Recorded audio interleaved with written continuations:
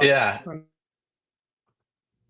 Understand? mean, it's like at a basic level, it's like relatively simple concept, and it's incredibly complicated in its implementation. Like there's so much to it. Um, like you can't wave a hand for strategy. Yeah. But when you say implementation, I think operations. I think like we've created a strategy, now we need to implement it. Is that different? No, no, no, no. I mean by creating the strategy, like to come up with it.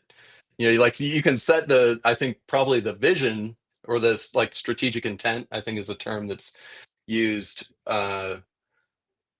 probably relatively quickly, but I think there's a lot of homework that goes into trying to figure out your strategy to achieve that strategic intent.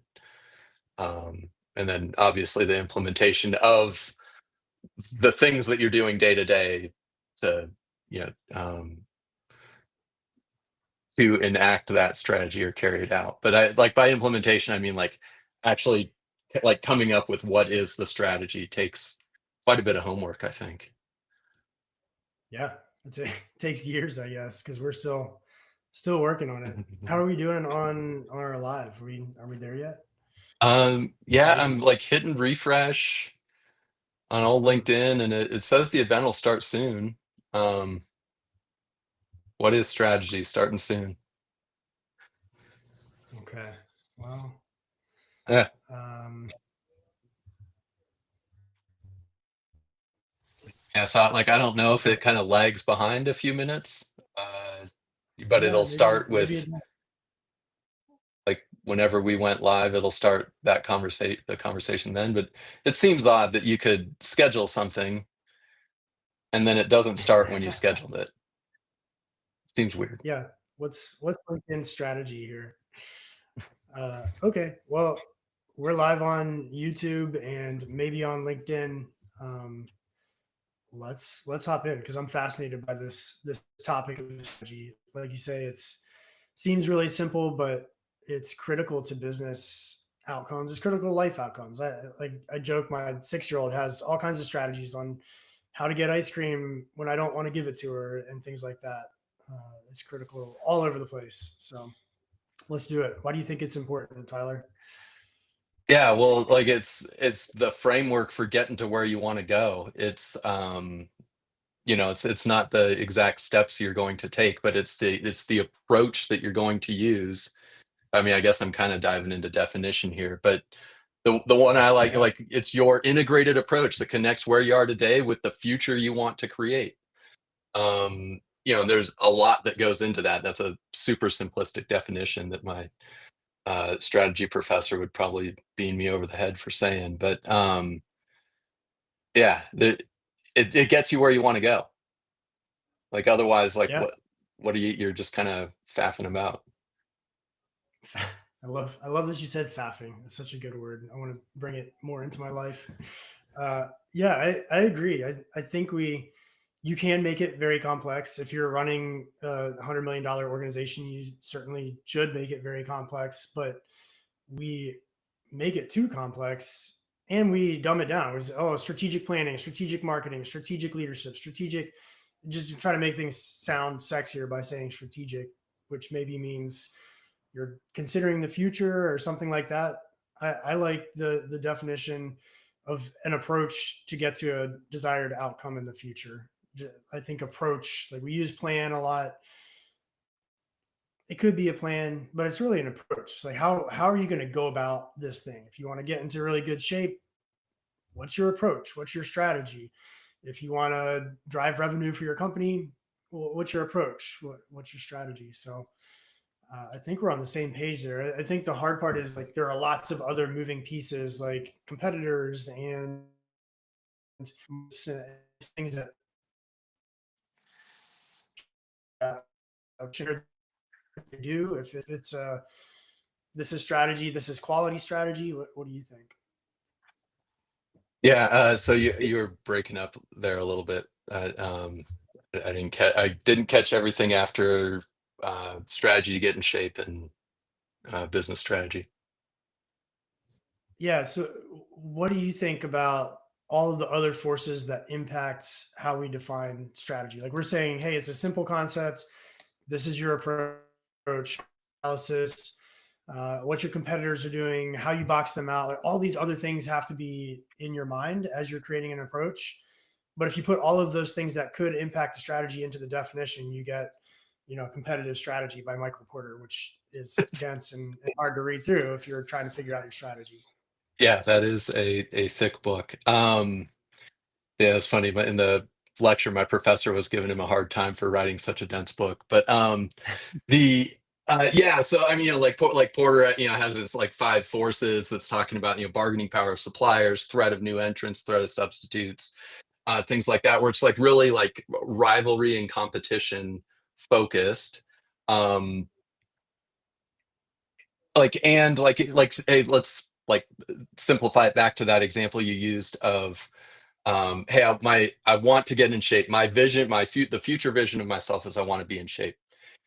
If you decide that you're going to do that through CrossFit, through uh, ultra marathons, through triathlons, um, or just going to the Globo gym and like doing a workout, like that approach that you take will change so many different decisions about the equipment that you buy, what your budget is, and how much you're spending on that fitness plan.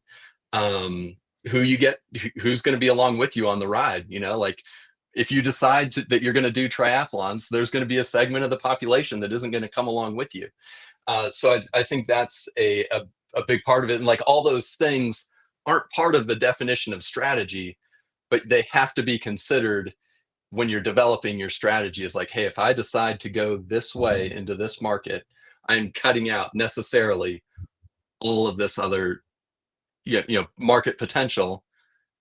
And that can be super scary. And like if you say like, well, we're going to serve everybody, like that's not a strategy. Uh, and you have to cut out all of the other stuff. And I'm curious about the idea of vision because I want to get in shape isn't really a vision. Like I want to be competitive in a sport.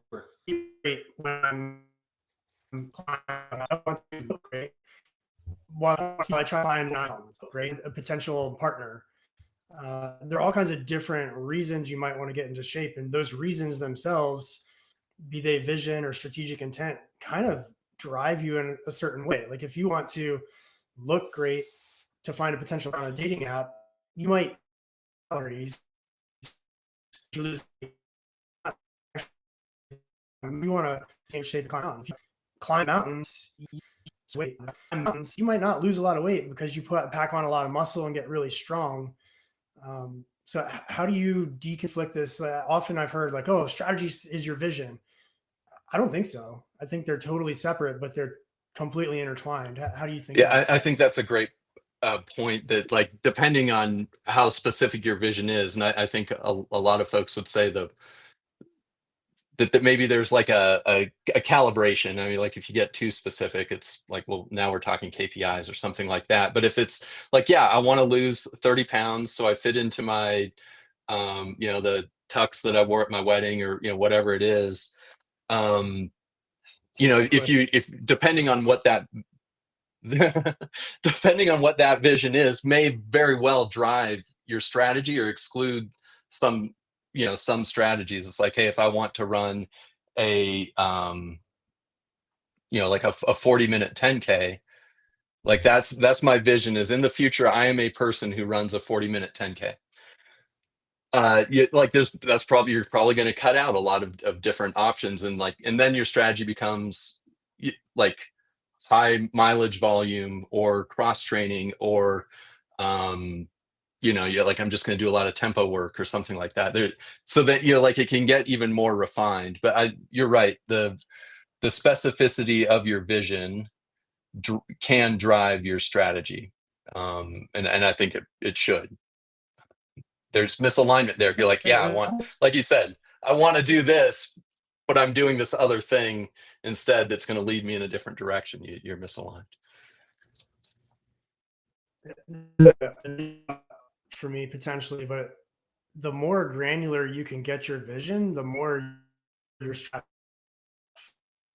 Because if you want to get really strong, to climb mountains, to be a good parent, to keep up with your kid, whatever it is, losing weight is not part of my job. You lose part of it strong. All the time, I gain weight when I work out. I add muscle. So by virtue of that vision or strategic intent, I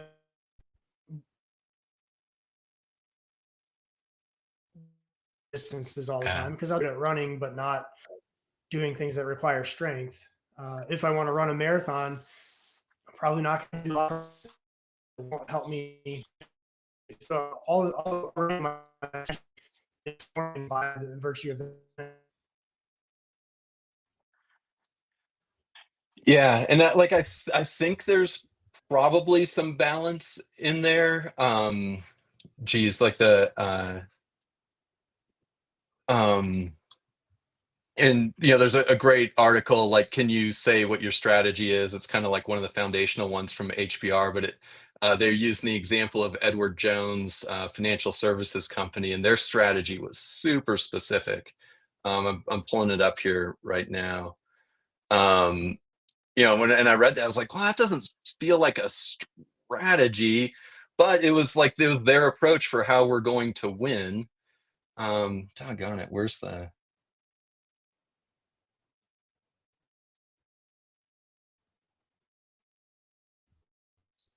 it's a approach for how you get start with mad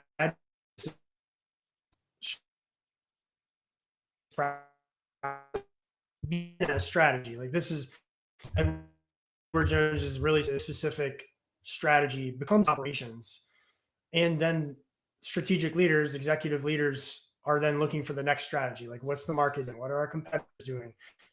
Does it still make sense? So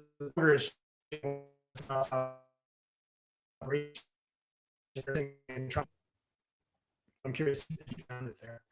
Yeah, doggone it. Thanks for giving me a minute. And I'm super proud. Like, I just read this last night for class and preparing here.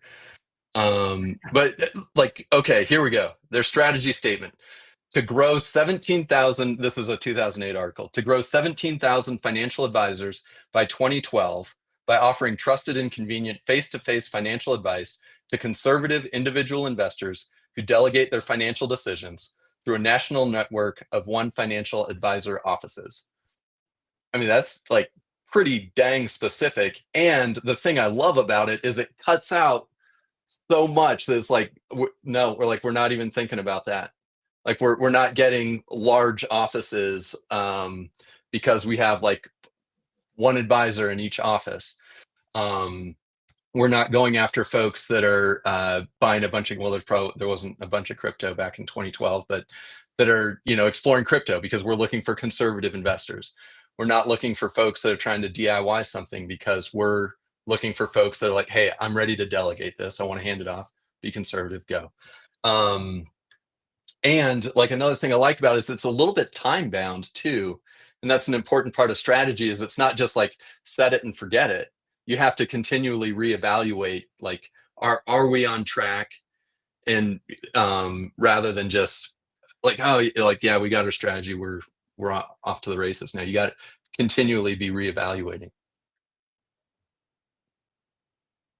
Yeah, I like that strategy because it, like you say, it's clear and it's easy for someone who works there to make decisions. Like, yep, this isn't in line with this strategy. Let's do something else. I got to bring up the Man on the Moon because I think it's just a fascinating example. One of the podcasts that we'll put in the resource notes for anyone who wants them talks about a strategic intent from JFK, and that like it fires me up. I get excited, but it's not really a strategy. It's not really even a vision. It's kind of goal. I like it because as the podcast says, is Yeah. who the hell knows what that means. Where does that sit on the vision, strategic intent, strategy, plan? operations kind of continuum that I'm seeing forming. Yeah, I where I would see that is like the vision, like definitely at that time in the world was a like at a minimum increased influence from the United States worldwide. And there was seen to be a threat from the Soviet Union of, like, hey, they were the first ones to get somebody in orbit, et cetera. And that was seen as a threat to the overall vision of like American influence worldwide. And so, in focusing down into the space category of the competition, Kennedy sets that strategic intent for the space program, and I imagine there's a lot of other administration that's supporting that through budget and things like that. Like, we're getting a man on the moon. Like, and that is going by the space program achieving that, it is helping the overall country achieve the vision of greater worldwide influence. I imagine that's kind of how it would go. So there's kind of like I see the mountaintop way out there as my, like long-term vision, but I've got to get like there's intermediate steps between that and me. I envision in my future standing on a mountaintop. There's strategies to get there. Heck yeah. Um, yeah, Yeah, that I think that's a really good point that it was the strategic intent for NASA, not for the United States. yeah, Is kind of that was NASA's vision. That was what they were focused on. That helped them decide what resources to cut and what to focus on. We were talking earlier before this. You have different departments, marketing, operations, who maybe need different strategies. Is that an example of an overall vision and strategy for the United States, US policy at the time, driving smaller parts of that organization, like marketing or operations or sales and strategy? yeah. That uh, just watched a famous professor that knows a lot about strategy and wrote a big thick book about it say that there's no such thing as strategy by function. It's all your strategy. All of those functions support it. And just like I can't give up the military idea of nested missions where the division is doing this, the brigades are doing this to support the division's mission, and all the way down to the platoon level. And I would say that those individual functions have to be nested in the overall strategy and heading in the same direction as that strategic intent.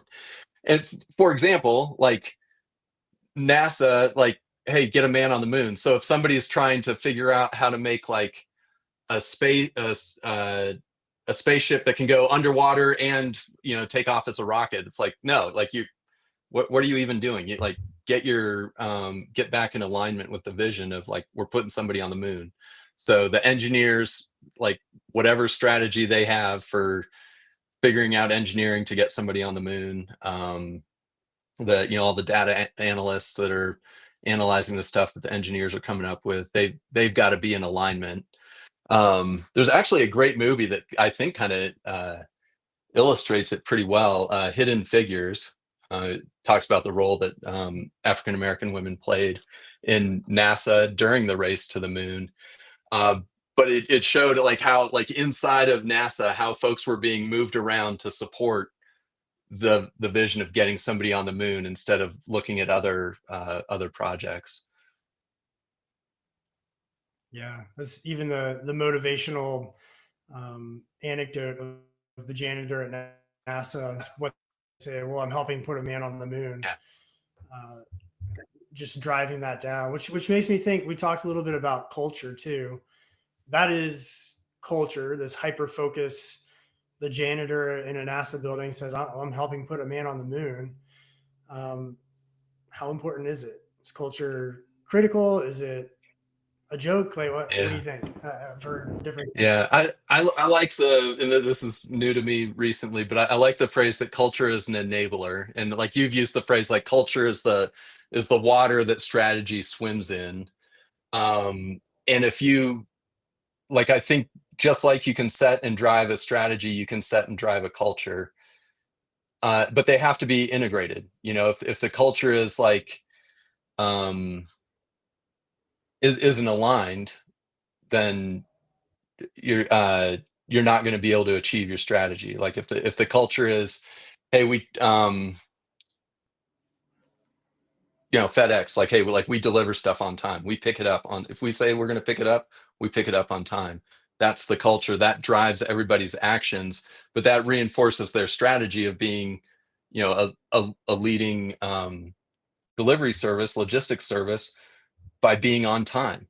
And so, like when that culture is reinforced all the way down to the drivers on the trucks, they're integrated. So, like culture is an enabler. I think. I think if you have a poor culture, like poor culture would be misaligned with your strategy. Um, Yeah, yeah. that's a great way of looking at it. Like, are you, but, and to me, I don't think there's a chicken and an egg thing here. It's not like you create a company and you create strategy and then you sit down and have a strategic culture meeting. You say, well, let's create a culture that all of these things happen at the same time and they're all driving each other in a complex way. I've scribbled down on my notebook here, like operational effectiveness. Are we doing a good job at the job that we do? Do they actually deliver? You can say like, we deliver packages on time, and then people don't. Like, what do you do then? You don't have operational effectiveness. You can't win. You can say that and people try to, but they don't, because the culture is, that you take really long lunch breaks, and only worry about delivering packages when you're actually driving the truck, or whatever it is. So that having the right culture dictates what you even see as possible. You might, if your culture is, we only work 9 to 5, you can't create a strategy that, we work super hard. It's like, well, no, not really. Maybe super hard between those hours. You're what you can actually say and do in a strategy. So to me, they're all kind of three pillars that are interconnected. And if any one of those three is weak, it's going to significantly impact the bottom line of your business, or whatever you're trying to do, and also tear down the other two. Like, you can't be strong in strategy and culture but not effective. Like, people will leave because they feel misused, and all of those. Like, if you take one out, I don't think the whole thing stands. I'm thinking Clausewitz now, but I'm going to pass it over to you before I go more. Yeah. I'd agree. Like they come together. I think the question though is like, what is driving the train? Um, and I think it's the Mhm. strategic intent and ultimately the company's vision for like the future that they want to create. Like why do you even exist? It's like, um, and like it doesn't make sense to me that I can create a culture. Like I want to have a business, a group of people that where these are the norms, these are the things that we do, this is what we have hanging on the wall, and then I'm going to decide what my strategy is for achieving my ultimate vision. I do agree that they can form at the same time, and they like both really need intention. I mean, that's something we talk about anytime we're taking a group of folks out, is like, if you're not intentional about your culture, you're going to get something that you're probably not super happy with. Similar to strategy, if you're just like, hey, we're going to be operationally effective, like we're going to meet our KPIs, we're going to do our thing, and you're headed in a totally wrong direction because you haven't taken the time to set the strategy, to understand the competitive environment, to understand why you are different and why people should uh, use your product or service. You can be as effective as you want to be if you're could be fishing in the wrong lake. um, Yeah. Yeah, like you can have the best Maybe tide I'm gonna. flies, but if you're, fishing for something that doesn't eat flies, I don't know. I'm out of my depth there. I'm a really good fisherman, not very good at catching though. Um, I think maybe I'll revise that. I think vision. starts it all. I do think like you can't sit down and do strategy and then figure out what your culture is, because culture happens. Like how you determine what your strategy is will dictate what your culture is to some extent. Mhm. But the vision, whatever your vision is, like we want to create a community of people who are passionate about taking leaders outdoors to connect the business world and the outdoors world. Well, that immediately cuts a lot of people out, like people who don't care about leadership, people who don't care about the outdoors, both out Mm. immediately. And that dictates what our culture is. It dictates what our strategy is. So the vision is kind of the first step, which to your point, like if you're starting a company, even if you don't have it written on a piece of paper, you have a vision. There's a reason you're starting, a gap in the market, something you're passionate about, whatever. And then that starts that flywheel of strategy, culture, and operational effectiveness.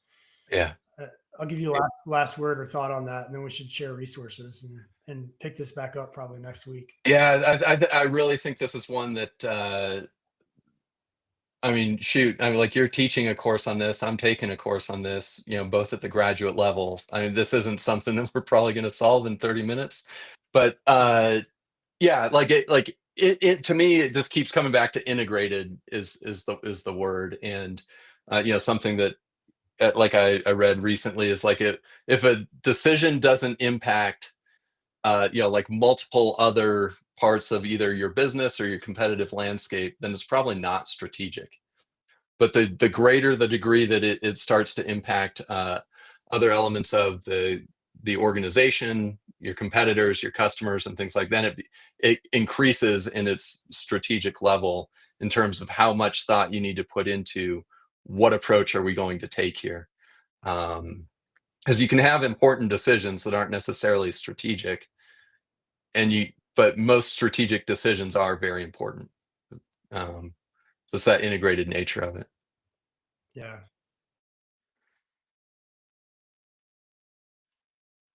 Yeah. What should they start thinking about or doing? Like I think If reading someone a wants little to get bit better at more. Like I strategy think there's too, great simple. HBR articles that we're going to share here, and building a framework. I think is the number one thing, because you can sit and talk about like, oh, this is what our strategy is going to be, but if it's too mushy, like it's kind of like that Edward Jones example, like nobody's going to know what to do if it's too mushy. So getting a framework and then doing your homework to make sure you're going about it the right way.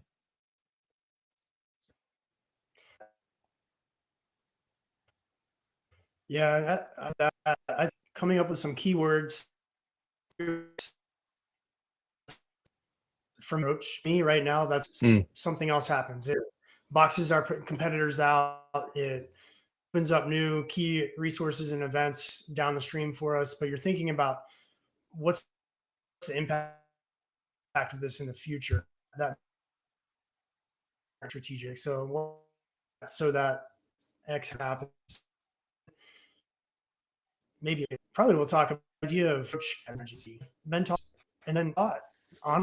Honestly, like you go to a business there, they're like, write down your business plan, your strategy, get the document, like what's your annual strategy. We do that, to be fair, and there's nothing wrong with it per se, but it's too dynamic. Like AI pops up in January after you've created and set your annual strategy. If you're not revisiting that on a quarterly basis with your senior leadership and saying like, whoa, things are different than we thought they would be, um, you're going to die as an organization in whatever, executing whatever your vision is. So creating some forcing function to pop back up and continuously observe and orient to what's going on